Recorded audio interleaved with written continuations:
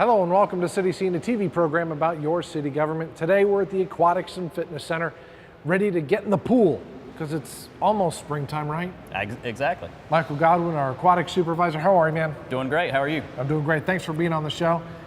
It's also kind of nice to have you on the show when it's not like 100 degrees outside. Exactly. We're talking about the outdoor pool. And the great thing about the indoor pool, I mean, it may be 30 degrees outside in the wintertime, but it's always 84 degrees and nice in here. Love that. The water temperature is very comfortable. It's always tough to get that mix between the guys who are doing the lanes swimming and they want it cold, and then the folks who aren't in it as long, they want it warm, right? We try to keep it pretty consistent around 86 degrees, but then we'll kind of cycle up and cycle down throughout the day, depending on what's going on.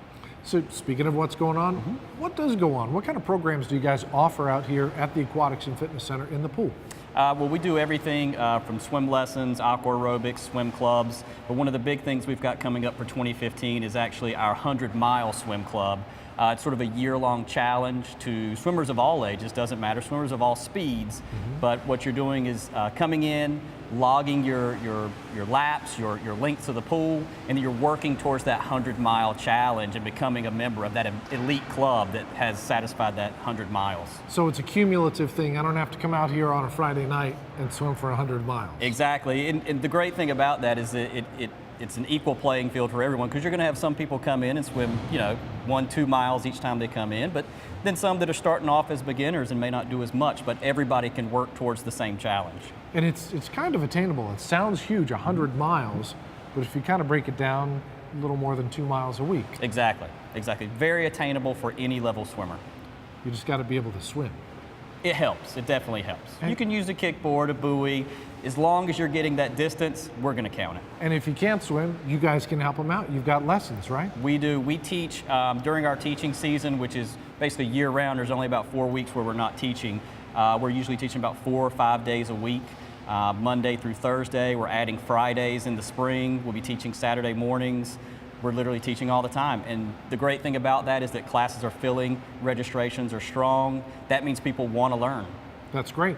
Now, I understand you have swim clubs and a swim team, right? Right. What's the difference between a swim club and a swim team? Our swim team is summer only right now. Our swim clubs usually take up our off season, so essentially September through April.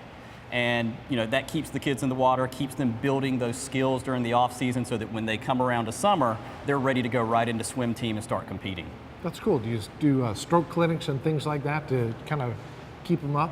We do. We try to schedule special events. We'll hit different skills like doing racing starts or hone in on specific strokes. We're lucky to have members here that have great swimming backgrounds that actually come in and help us run those types of stroke clinics with the kids. Now, I understand you've also tapped into the school, ECU, and their swim team to have them come out and help too, right? Absolutely. We were able to get one of the ECU swimmers out to do a 1-hour stroke clinic with some of our more advanced kids, and we're hoping to line up more of those going forward. That's awesome. Now, for folks who are not big swimmers, you mentioned the water aerobics. What are those like? It's basically, we have a sort of a high impact and a low impact, and it just basically is where you're at in the pool. If you're in the shallow end, it's more of a low impact. If you're in the 6 foot with a float belt, of course you're doing more to with the water resistance, so it's more high impact. But it's basically tailored to everybody's speed and ability. Now, can you do super high impact where you're in the 6 foot but you don't have the belt? You can. If you want a real challenge, you don't have to wear the float belt, but hopefully keeping your head above water the entire time so you can hear the instructor. Well, it's always a goal to keep at least part of your head over the water. Right. Especially the breathing part. Yes. It's a big plus. What other kind of things do you have going on at the pool? We've got our daily people that come in and do their workouts, and we try to supply a fair amount of space in the pool for everyone that wants to come in and either do workouts or just kind of hang out and recreate in the water and just use it for whatever they need. We try to basically meet everyone's needs in the community. So you've got the lanes that stay up throughout the day, so you can have the classes over here, and if you want to do some lap swimming, you've got the lanes ready to go. Exactly, and we kind of move with the ebb and flow of the day. Around lunchtime we'll have maybe 4 or 5 lanes open because we'll have a lot of lap swimmers coming in. Some of the mornings our classes get really big, so we'll close a lap lane or 2. Now, do you teach folks when they come in here lap swimming etiquette, about passing, touching on feet and stopping and things like that? We do make suggestions. It's one of the things that we're working on now. The great thing about the amount of business and traffic that we're getting at the indoor pool now is that we do have those needs of educating people on how to correctly lap swim and what that etiquette is. So it's something that we're definitely working on. It's a good problem to have. It's a great problem to have. Now, the cost to come in here and swim for members, I love the price to just come in and swim if you're a member. It's with your membership. It's free. It's like all the classes. You It's pay just- for it in your membership. We love that. Yep. You don't pay anything extra. Now you got kids that come out here and they're in the clubs and the teams and stuff. You got the parents that come out here and just sit.